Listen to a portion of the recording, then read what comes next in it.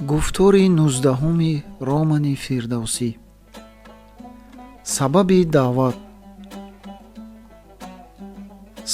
даъвати Фирдавсӣ ба Бағдод аз тарафи Аскофӣ вобаста ба як нақшаи ноиб буд. Ин нақша дар фикри ӯ ҳангоми мулоқоташ бо ҳоҷии Мударрисии Тусӣ пайдо гардида буд. Чанд вақт инҷониб шоҳаншоҳ Баҳоудавла нисбат ба ноиби бағдодиаш дилсард ва камилтифот шуда буд. Назар ба хабари аз як нафар дӯсти дарбории ноиб расида, Баҳоудавла боре дар ҳузури надимону муқаррабонаш гуфтааст, ки Аскофӣ ба худ шавқати амирӣ гирифта, ҳамчун амири боистиқлол кор мебарад ва дар иҷрои фармонҳои шоҳаншоҳ мусоҳила мекунад. Зоҳиран зотҳое аз ҷумлаи дарбориёни ҳасуд ва бахил, ки суханчиниву наммомӣ пешаи онҳост, аз ӯ бадгӯӣ ва ӯро дар чашми фармонфармояш сиёҳ кардаанд. Баҳоудавла, ки ба сухани наммомон бовар мекунад, ба ноиби худ ғазаб кунад ҳам аҷаб нест, фикр мекард Аскофӣ. Магар ин амир ба дуруғу буҳтонҳо бовар карда, чандин соҳибмансабони содиқу кордонашро ба зиндон наандохтааст? Мусодира накард, накушт. Аскофӣ аз ғазаби вай андешанок буд. фикр мекард чӣ коре кунад, ки гумони амир рафъ шавад ва эътимоду лутфи пешини ӯ нисбат ба ноибаш барқарор гардад. Магар ба вай пешкаши нави гаронбаҳое фиристад? Чӣ гуна пешкаш? ё ки аз суқъалрақиқ зеботарин канизакеро ба гаронтарин баҳо харида ба вай тӯҳфа барад? Аммо инҳо пешкашу тӯҳфаҳои муқаррарӣ ва оддианд, мегуфт ба худ ноиб. Шоҳаншоҳ аз ин қабил савғотиҳо сер аст. Бояд пешкаше пайдо кард, ки нодир ва ғайриоддӣ бошад. Аскофӣ дар ҳамин андешаҳо буд, ки ҳоҷии Тусӣ Абутуроб пайдо гашту бо вай аз итмоми шоҳномаи Фирдавсӣ ва тангдастии шоир сухан ба миён омад. Он гоҳ ноиб андешид, ки шоирро ба Бағдод талабида, ба вай назми Юсуф ва Зулайхоро фармудан лозим аст. Чаро Юсуф ва Зулайхо? Чунки Аскофӣ медонист, ки шоҳаншоҳ ин қиссаро хеле дӯст медорад. Ҳатто онро ба яке аз шоирон фармудан назм кунанд. Аммо назми он шоир ба вай он қадар писанд наафтод. Устоди Тусӣ албатта онро аз он шоири миёнаистеъдод ба маротиб беҳтару ҷозибтар назм хоҳад кард. Он гоҳ ӯ Аскофӣ достони манзумро ба наққошону лавҳаҳоёни номӣ мунаққашу мулавваҳ кунанда, дар муқоваи нафиси зарҳалкорӣ андохта ба амир тақдим мекунад. Пиршоири Тусӣ алҳол тангдаст, ниёзманд будааст. Ин айни муддаост. Супоришро ба бадали 3-4 ҳазор дирам анҷом хоҳад дод. Аскофӣ ин қарордоди худро дар дилаш мутамаккин сохта, рӯзи дигар Фирдавсиро ба ҳузураш талабид. Шоир вориди боргоҳ шуда, падару писарро дар гуфтугӯ ёфт. Пеши Аскофӣ дар як тарафи хонтахта шоҳнома хобида ва як пиёлачаи балғамӣ истода, дар рӯ ба рӯяш Масъуд, яъне писараш нишаста буд. Биёед марҳамат. Ноиб хушҳол менамуд. Чеҳрааш афрӯхта буд. Бо овози баланд гап мезад. гӯё пештар шароб нӯшида ва сархуш буд. Фирдавсӣ чашмаш дар таги пиёлача ба дуруди сиёҳи қаҳва ғалтида ба дилаш гузаронид, ки шояд хушҳолии соҳиб аз асари қаҳва бошад. қаҳвае ки бағдодиҳо ба таври махсус тайёр мекарданду Фирдавсӣ як-ду бор дар манзили савдогари хуросонӣ нӯшида буд. дар воқеъ ба кас як нав хуррамиву хушҳолӣ мебахшид. хуб, акнун бирав, фармуд Аскофӣ ба писараш. Масъуд бархоста сӯи шоир нимтаъзим мекарду рафт. хештандор бош, девонагӣ макун, аз паси Масъуд гуфт падараш. Сипас рӯ ба шоир овард. савдои ишқ ба сараш задааст. Хандида маломатомез сар ҷунбонда дар бораи писараш гуфт ӯ. он дафъа дилозурдагии ӯро ба шумо гуфта будам. сабабаш ҳамин ишқи кӯдакона аст, ишқи нораво ва ноком. гӯянда сукут кард. Фирдавсӣ пурсид: нораво? бале, ҷавоб дод Аскофӣ ва ба ҳайрати шоир дар ҳамон вазъи хушҳолии беғамона чунин нақл кард. маъшуқааш духтари насронист. як нафар табиби масеҳӣ ҳамсояи мост. духтари гесувонтилои ӯ Мария ном ба пеши хоҳарони Масъуд омаду рафт дошт. ҳамон вақт Масъуд шефтаи ӯ шуда, духтар ҳам ба вай дил бохтааст. ҳарду бо ҳам паймон кардаанд. писарам 16 сола буд, маъшуқааш 15 сола. ҳарду ба сабаби сағри син, яъне хурдсолӣ, аз мамнӯъ будани ошиқиву маъшуқӣ ё издивоҷ дар сурате ки ихтилофи мазҳаб дар миён бошад бехабар буданд. баъдан ман ӯро огоҳ кардам ва гуфтам: издивоҷи шумо мумкин мебуд ба шарте ки ту Марияро мусалмон бикунӣ, ё ақлан ӯ қавл диҳад ки мусалмон хоҳад шуд.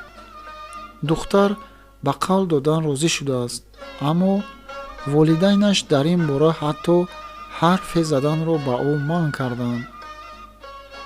зани масеҳӣ ҳаргиз табдили мазҳаб намекунад, дар сурате ки марди масеҳӣ гоҳо ба ислом мегирояд, вале албатта ба манзури ягон манфиати дунявӣ, масалан барои соҳиби мансаб шудан ё ки барои се то ё 4 зан гирифтан. Масъуд ба ман чӣ гуфт?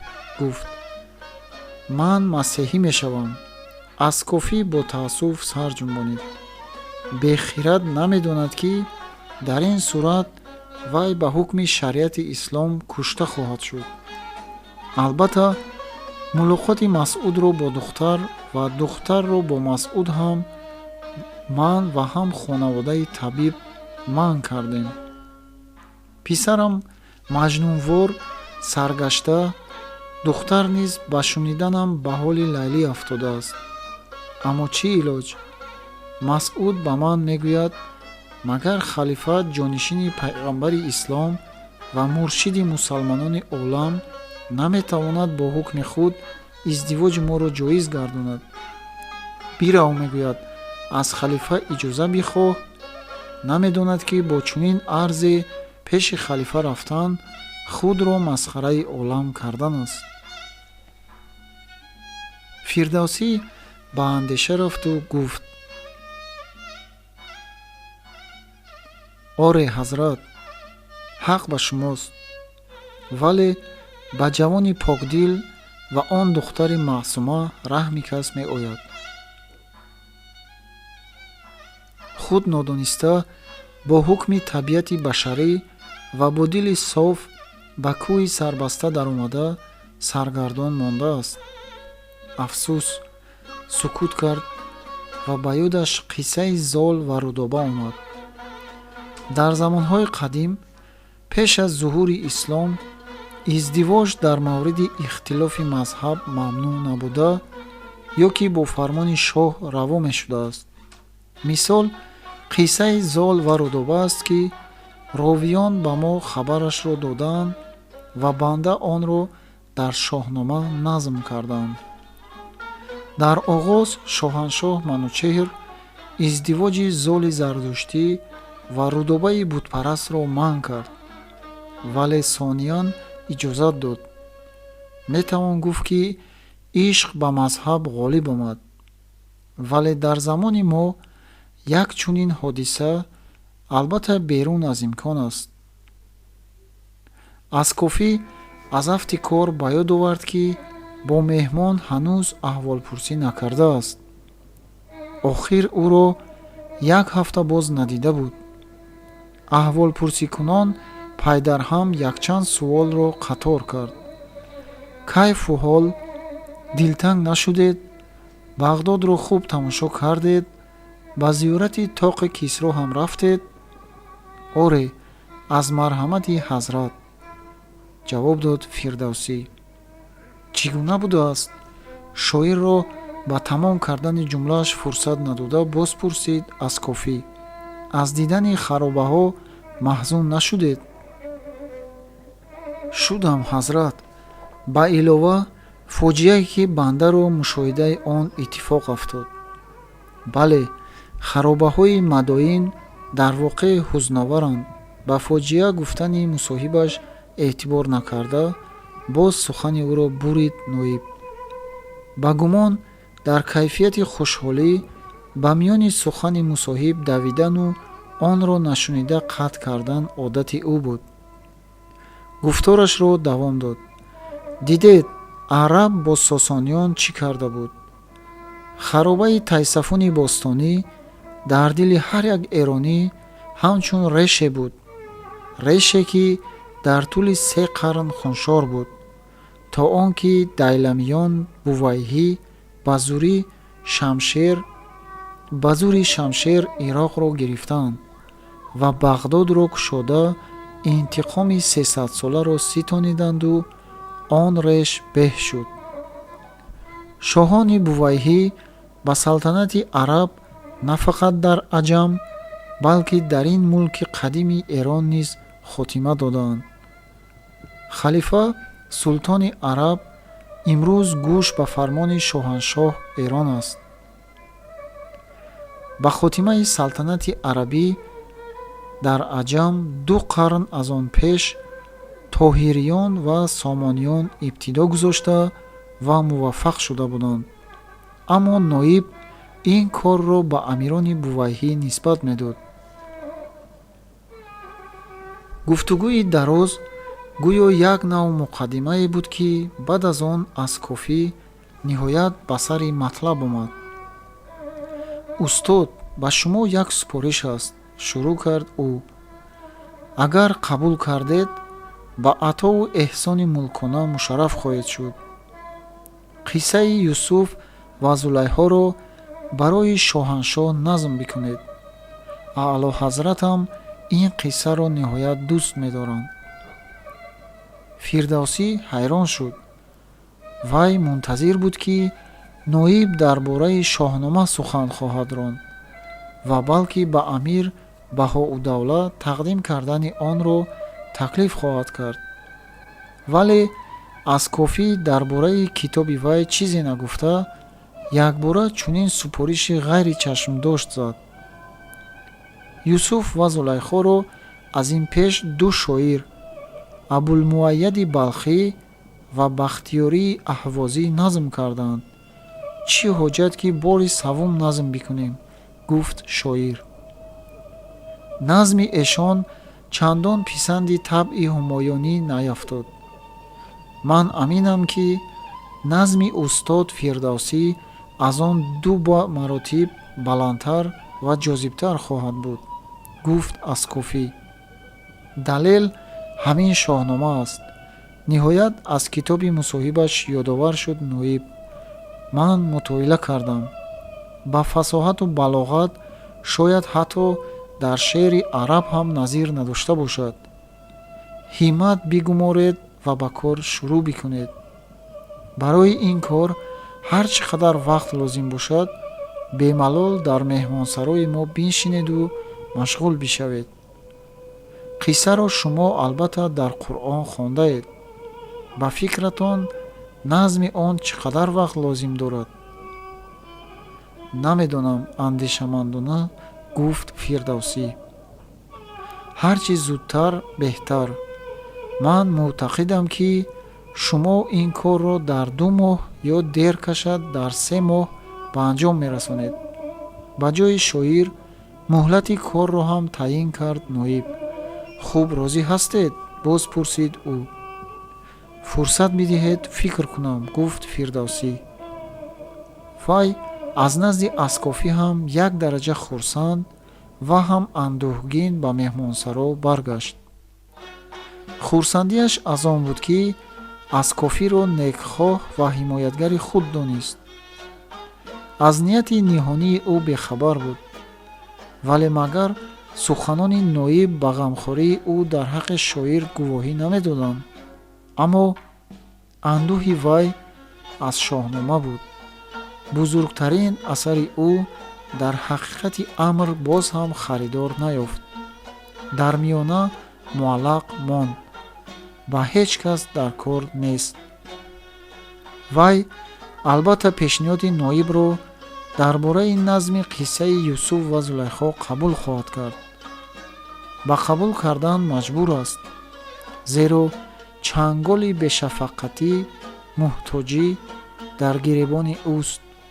шояд гуфтори ноиб рост барояду ин достон дар пирии шоир ба вай бениёзӣ оварад. Фирдавсӣ аз китобхонаи Аскофӣ Қуръон талабид. ба вай як нусхаи хушхати китобро оварданд. агарчи қиссаи писари Яъқуб пайғамбар бо маликаи Миср аз замони мактабхонии шоир ба вай маълум буд, вай аз нав ба мутолиаи он нишаст. ҳам шаби дигар ба назми он ибтидо кард. суханоне ки бузургтарин шоири замон дар оғози ин достони худ дар бораи шоҳасари пешинааш мегӯяд, ба мо чигунагии кайфияти рӯҳии ӯро дар он давра ба хубӣ нишон медиҳад. вай аз шоҳнома маъюс шуда буд. 20-сола меҳнати шабонарӯзии дармоншикан ба вай чӣ овард? бечорагӣ овард. дар пириву бенавоии ӯ хорӣ кард. дар ҳеҷ яке аз ҳукмдорони давр нишони донишу хират пайдо нест. муруввату додгустарӣ гумном. ҳукмдорон ҳама дар лойдони ҷангу ҷидолҳо дармонда ва саргум. назораи харобаҳои мадоим бошад, дар шоир фикри нопойдориву бевафоии ҷаҳонро қувват дод. оё ба корҳои ин ҷаҳон эътибор кардан, дар бораи онҳо бо хуни ҷигар достонҳо сурудан меарзад? на, намеарзад. ин шуғл тухми ранҷу гуноҳ коштан асту бас. оё беҳтар нест, ки суханвар суханҳои пайғамбарони худой бигӯяд? чунон ки накорам кунун тухми ранҷу гуноҳ, ки омад сафедӣ ба ҷои сиёҳ. дилам сер гашт аз фаридуни гурд, маро зоон чӣ ку тахти заҳок буд? гирифтам дил аз мулкати кайкобуд, ҳамон тахти ковуси кай бурд бод. надонам чӣ хоҳад буд ин ҷуз азоб, зи кайхусраву ҷанги афросиёб. бар ин месазад гар бихандад хирад, зи ман худ куҷо кай писандад хирад? ки як нима аз умри худ кам кунам, ҷаҳоне пур аз номи Рустам кунам. дилам гашта серу гирифтам малол, ҳам аз пури ковусу ҳам пури зол. ҳамин тавр мегӯяд шоир дар оғози Юсуфу Зулайхо. аз забони шоири кабири хиратманд, ҳикматомӯз, ватанпарвар, инсондӯст, офаридгори шоҳномаи бемаргу безавол шунидани ин суханҳо аҷиб ва нохуш меояд. аммо фирдавсӣ бо ҳамаи бузургии худ як нафар инсон аст. ба вай ҳолдон бояд буд. чӣ аҷаб, агар инсоне дар пирию нокомӣ чунин дилшикаста шуда бошад. нигориши достони нав ба тезӣ пеш мерафт. аммо асар ҳанӯз тамом нашуда буд, ки ногаҳон ба ҳимоятгари шоир завол расид. бо фармони баҳоудавла рӯзе аз рӯзҳо яке аз пешкорони ӯ бо як даста сарбоз омаду ноиби шоҳаншоҳро гирифта ҳабс кард. молу ҳоли ӯ мусодира карда шуд. оилаашро ҳам аз сарой берун карданд. масъуд шоҳномаро ба вай пас дод ва худ ночор бо падару хоҳаронаш сар ба биёбон гирифта сӯи қирмоншоҳ, ки ватани модариаш буд, раҳсипор гардид. хонавода якбора тамоман ғорат шуда буд. фирдавсӣ аз 5000 дирам, ки аз аскофӣ расида буд, 2000-ашро ба масъуд дод, ки харҷи роҳ бикунад. ҳамсол ва дӯсти аскофӣ абулфараҷи табиб ҳам ба онҳо 1500 дирам инъом кард. вай ба хотири дӯстии деринааш бо аскофӣ ва барои дилдории масъуди кулфатзадаи номурод ба вай иҷоза дод, ки бори охирин бо Мария дидор ва хайрбод кунад. ҳарду дар ҳузури падару модари Мария бо ҳам дидор карданд ва гиристанд. чун дӯстон видо кунед, гуфт Абдулфараҷ ва ба ҷавон рӯ оварда афзуд. масъуд, ҳарчанки дини мо дигар аст, вале худо якест. ман туро дуо мекунам. хуш бирав.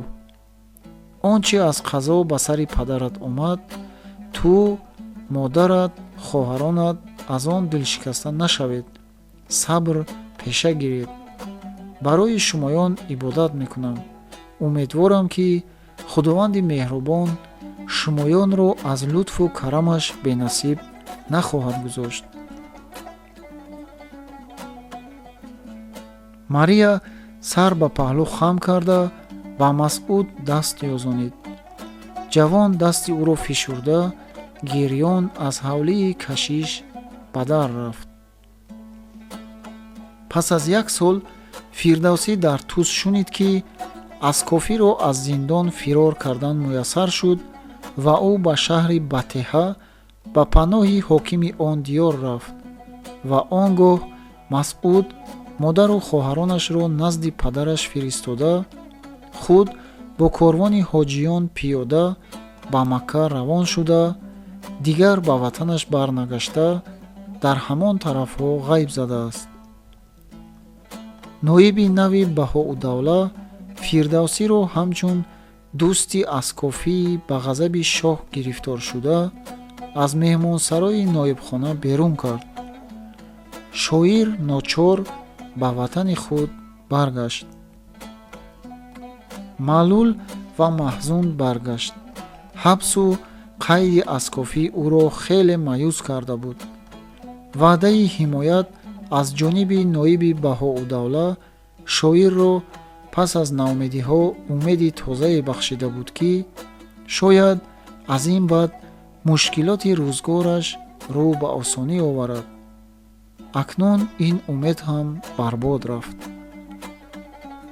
дар он замонҳо ҳар як шоир ё олим ниёзманди ҳомӣ мегардид ва ҳомӣ мебоист шоҳ, ҳоким ё тавонгаре мебуд, ки тавонад он шоир ё олимро дастгирӣ кунад ва кӯмаки моддиаш расонад, вагарна дурудароз дар болои асаре кор карда онро ба охир расонидан душвор ва ҳатто муҳол мебуд. фирдавсӣ ба дилаш аз толаи наҳси худ шиква мекард.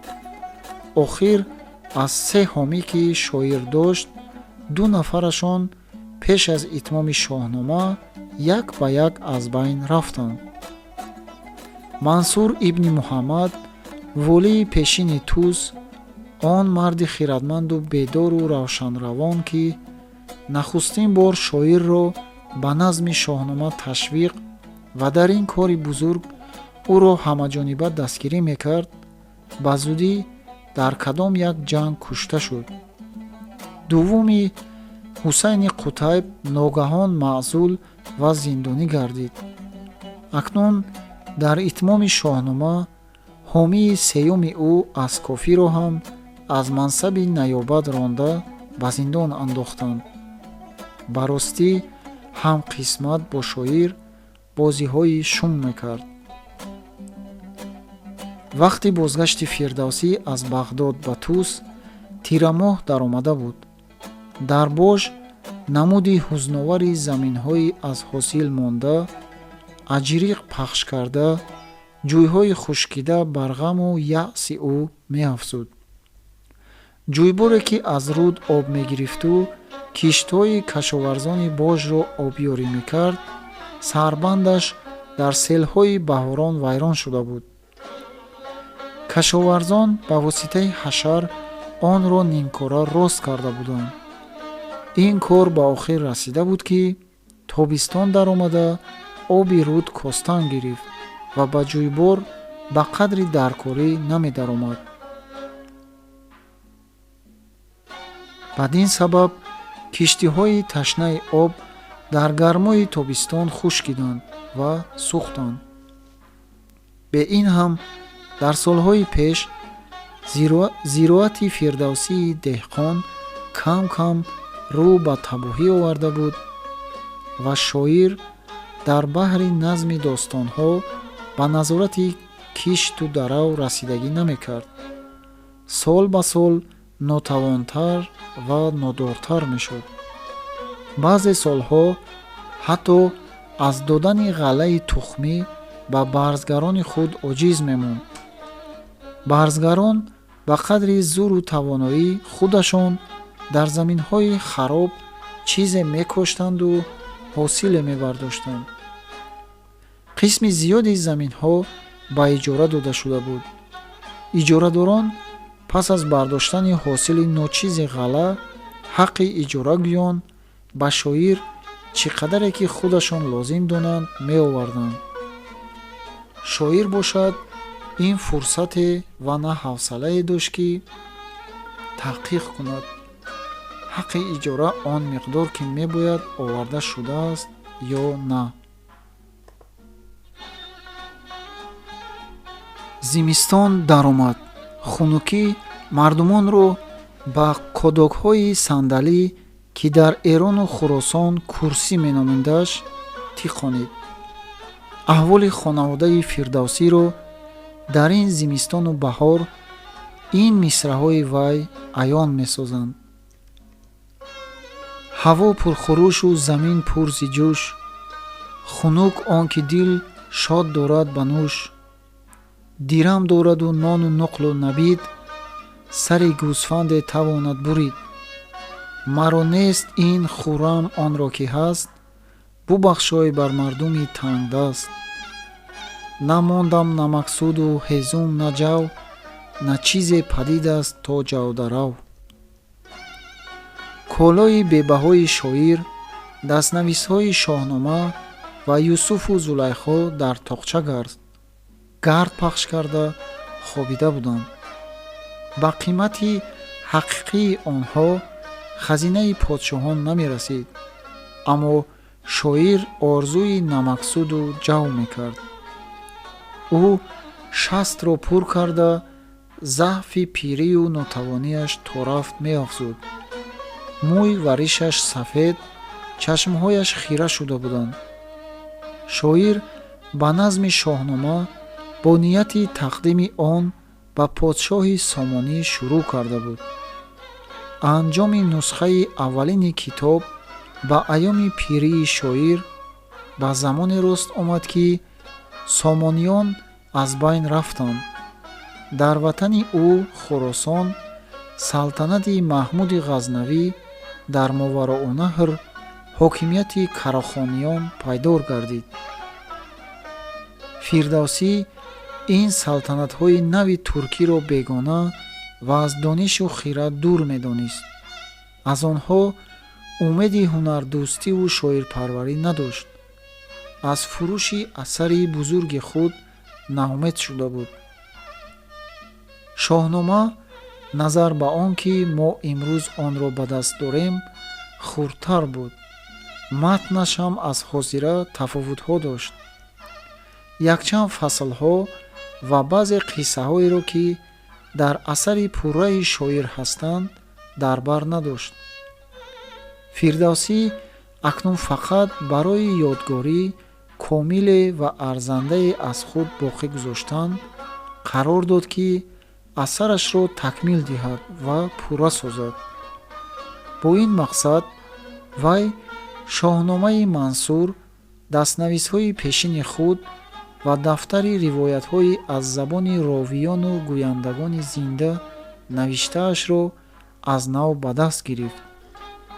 моҳ ба моҳ ва сол ба сол китоби ӯ бо қиссаҳои нав пурратар мегашту абьёташ аз қалами таҳриру тасҳиҳи ӯ сайқал меёфтанд. ин шуғли ӯ фақат бо як сафари думоҳа муваққатан бурида шуд. ба ин сафар ӯро ҳамон бечорагиаш маҷбур кард. дар як баҳор, баҳоре ки хонаводаи шоир ҳамчунин мебоист онро то ҷавдарав ба нимгуруснагӣ ба сар мебурд, вай яке аз нусхаҳои шоҳномаро қисм қисм дар карбоз печонда ва ба хурҷин андохта аспакӣ ба роҳ афтод. мақсудаш шаҳрҳои ироқи аҷам ва ҷибол буд. шояд дар он тарафҳо аз байни ҳокимони маҳаллӣ ва давлатмандон ба ашъори ӯ харидоре ёфт шавад. манзил ба манзил дар дашту дараҳо санглохҳо роҳ мепаймуд. аз ақбаҳо гузар кард, аз рудҳо ва наҳрҳо убур намуд. дар шаҳрҳову қаряҳои қади роҳ ӯро бо иззату икром пешвоз мегирифтанд ва зиёфат мекарданд. қироати достонҳояшро бо майлу ҳавас мешуниданд, зеро овозаи достонсароии бузург кайҳо то ба дурдасттарин гӯшаҳои мамлакат расида буд. аммо касе китоби ӯро харидорӣ намекард. ба қавли худаш сари бадраҳои кӯҳан баста буд. ҳокимчаҳои маҳаллӣ ё кисахолӣ буданд ё хасис. аммо ба ҳукми он ки ҳеҷ як қоидае беистисно намешавад, аз байни ҳокимчаҳои маҳаллӣ ҳокими хонланҷон, вилояте дар ҳаволии Исфаҳон, марде дар воқеъ донишпарвар ва шердӯст баромад. аҳмад ибни муҳаммади абубакри хонланҷонӣ ва хусусан писари ҷавони ӯ ба фирдавсӣ меҳрубонӣ карданд. шарти меҳмоннавозиву шоирдӯстӣ аз ҷониби онҳо бе каму кост ва ҳатто беш аз он ки тасаввур мешавад ба ҷо оварда шуд. шоир ба шукронаи чунин пазироӣ нусхаи дуввуми шоҳномаро ба номи ҳокими он диёр кард ва ин корро дар 25 муҳаррами арабӣ ё худ 27 баҳманмоҳи форсии соли 389 ҳиҷрӣ ё ин ки 998 ва 999 мелодӣ ба поён расонда, аз ҳоким якчанд ҳазор дирҳам ато гирифт. он чи дар мусофирати хонланҷон аз харҷи бештар дар хотири шоир монд, ба оби руд даромадану халосӣ ёфтанаш аз ғарқ шудан буд. пири 60сола як рӯзи баҳорон ба ёди айёми ҷавониаш хост дар оби заринруд шиноварии худро имтиҳон кунад. вале ҷараёни руди кӯҳӣ аз ин ҳунари ӯ зуртар баромад. об ӯро бурд. агар писари ҳоким ба мадади ӯ намерасиду аз мӯяш кашида аз ғарқоб берун намеовард, ғарқ шуданаш муқаррар буд. шоир ёди он ҳодисаро дар шеъраш сабт карда, ба халоскунандаи худ сипосгузорӣ ва ӯро дуои хайр менамояд. баҳорон сӯи руди заррин шудам, зи баҳри нишоту поян шудам.